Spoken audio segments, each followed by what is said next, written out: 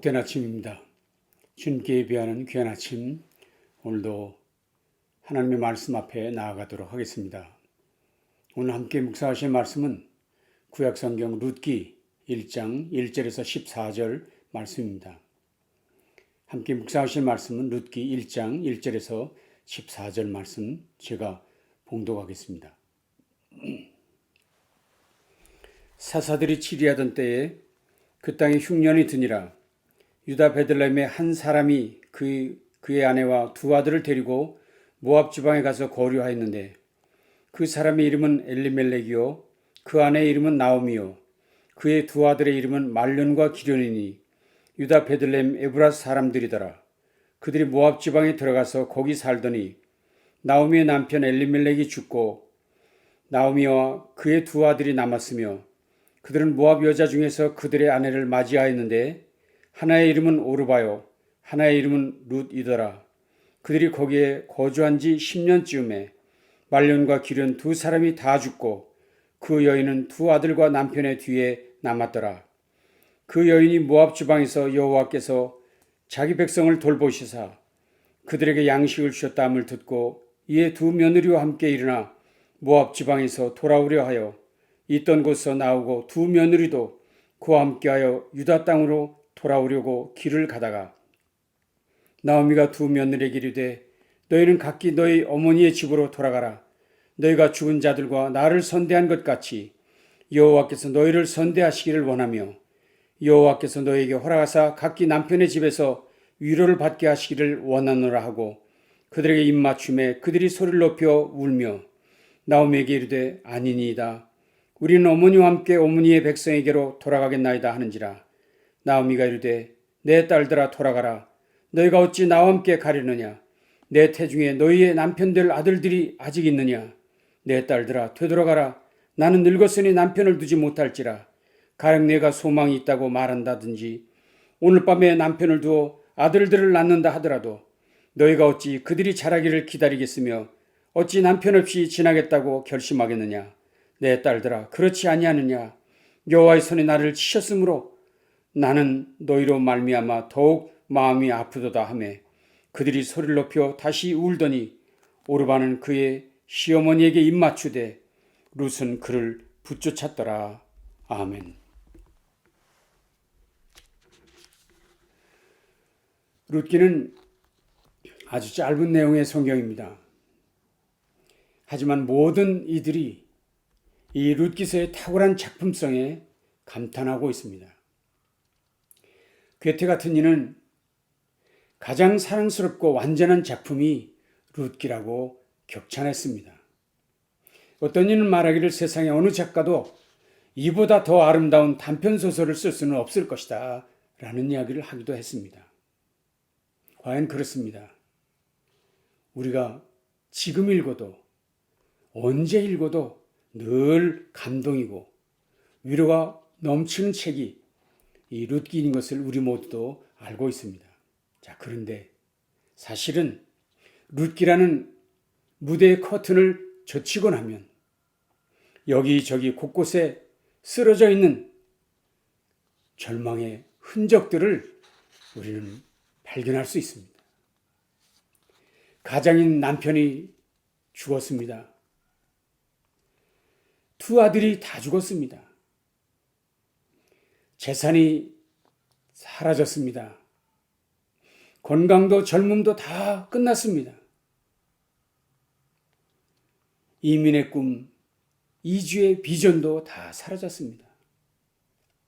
오늘 본문 1절을 보시면 너무 우울한 이야기로 시작합니다. 사사들이 치리하던 때에 그 땅에 흉년이 드니라. 사사들이 치리하던 때에 그 땅에 흉년이 드니라. 여기서 두 단어가 눈에 들어옵니다. 사사시대라는 말과 그리고 흉년이라는 말입니다. 두 단어가 서로 관련이 있는 것 같습니다. 사사시대라는 어느 시대를 말합니까?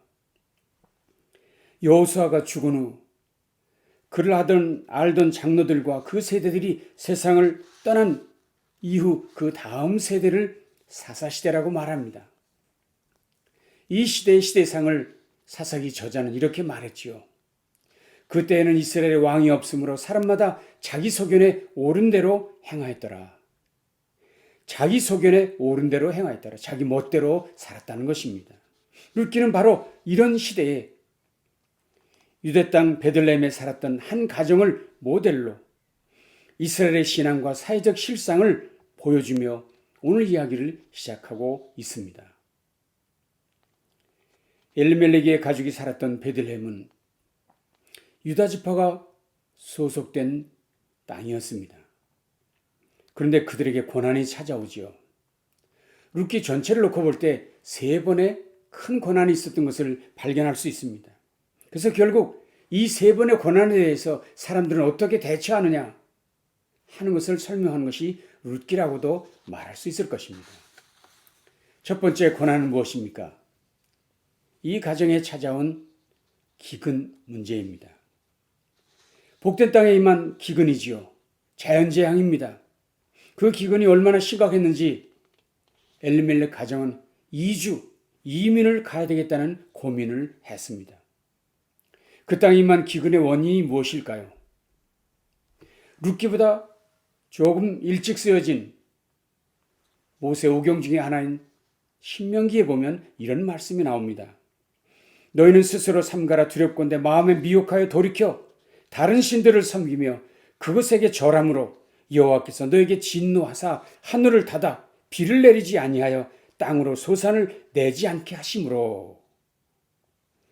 자, 무슨 이야기입니까? 그 땅에 하늘이 닫히고 비가 내리지 않고 소산이 끊어지면 이것은 하나님 너희에게 진노한 거다. 왜? 너희가 마음이 미혹되어 다른 신들을 섬기고 그것에 절했기 때문에 하나님이 이렇게 진노하신 것이다 라는 이야기라는 것입니다. 그러면 여기 베들레헴의 기근이 발생한 이유도 결국은 어떻게 해석하는 것이 옳겠습니까?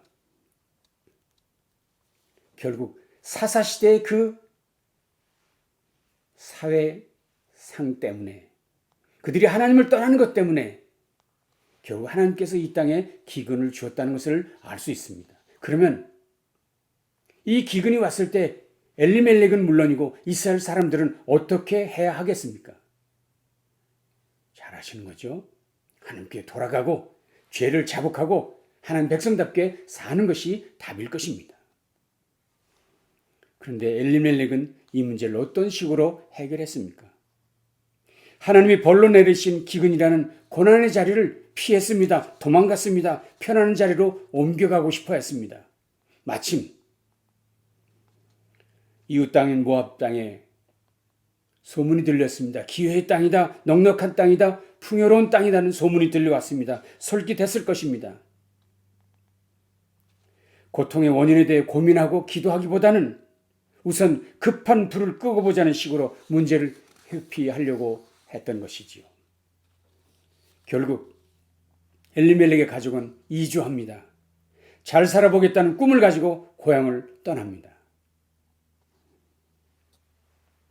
그런데 이 결단이 옳은 결단이었을까요?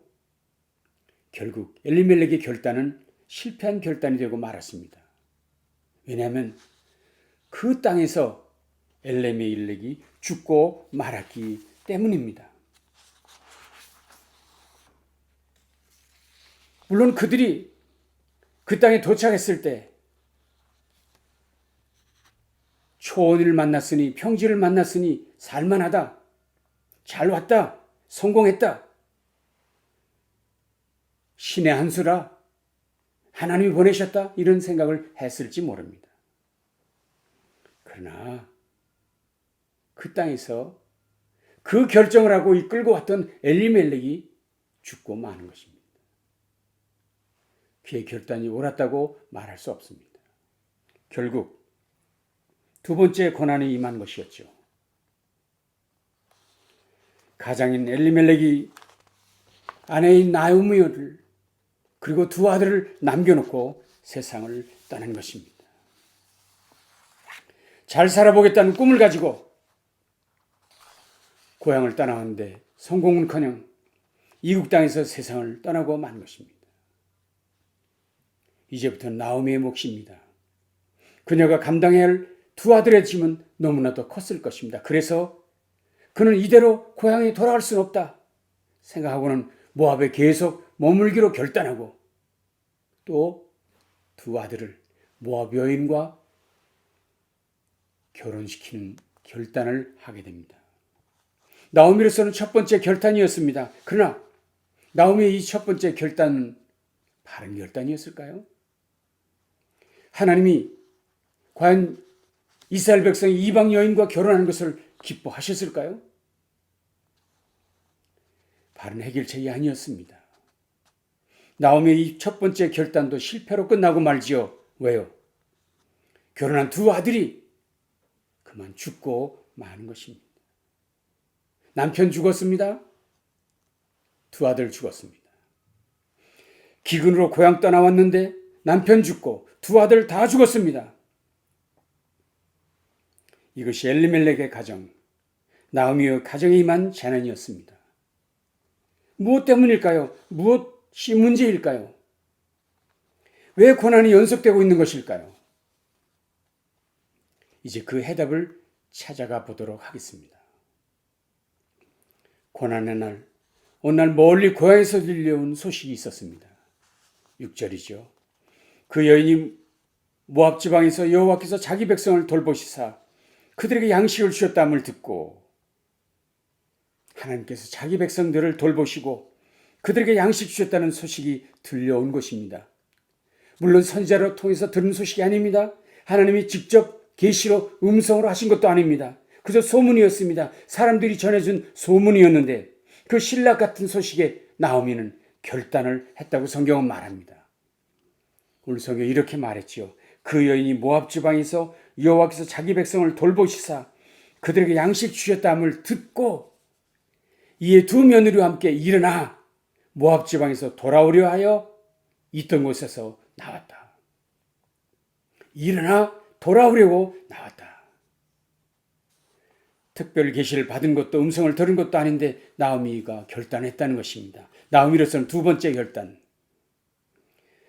더 이상 지체하지 않고 유다 땅으로 돌아가기로 한 것입니다.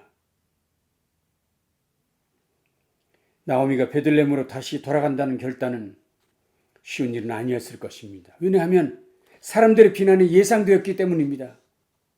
다 망해서 돌아왔구만. 저 꼴 좀 봐. 우리를 버리고 돌아가더니 결국 다 죽고 왔어.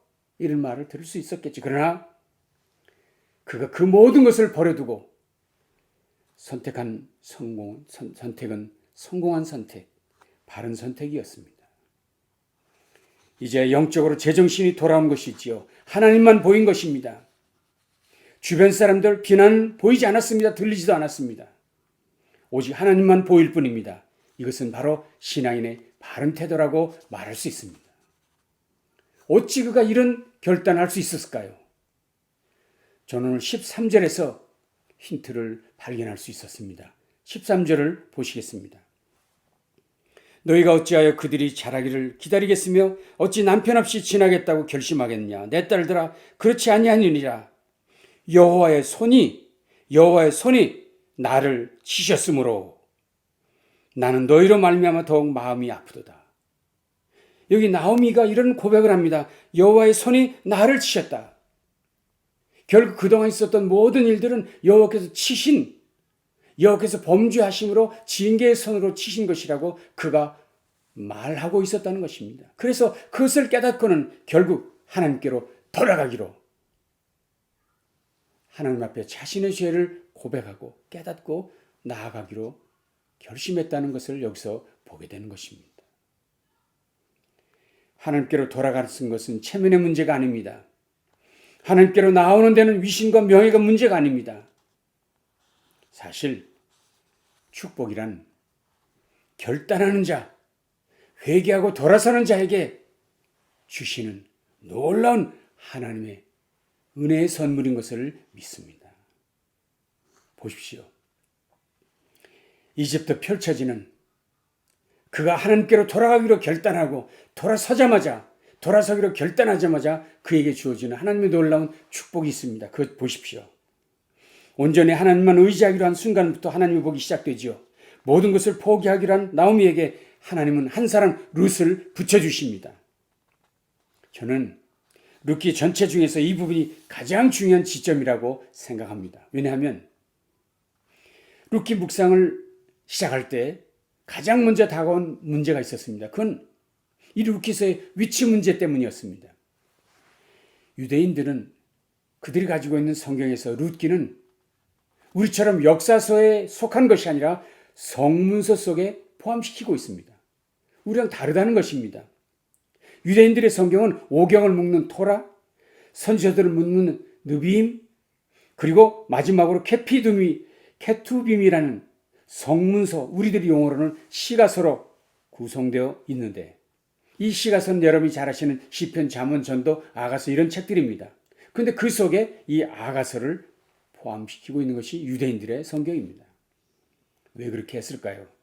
그들이 생각할 때 룻기는 그저 좋은 글, 거룩한 문서, 훌륭한 여자, 현숙한 여인의 이야기를 담고 있다. 이런 이야기로 생각하려 하는 것 같습니다. 그러나 우리 기독교인들은 룻기를 역사서 속에, 그것도 사사기와 사무엘서 가운데 집어넣고 있습니다.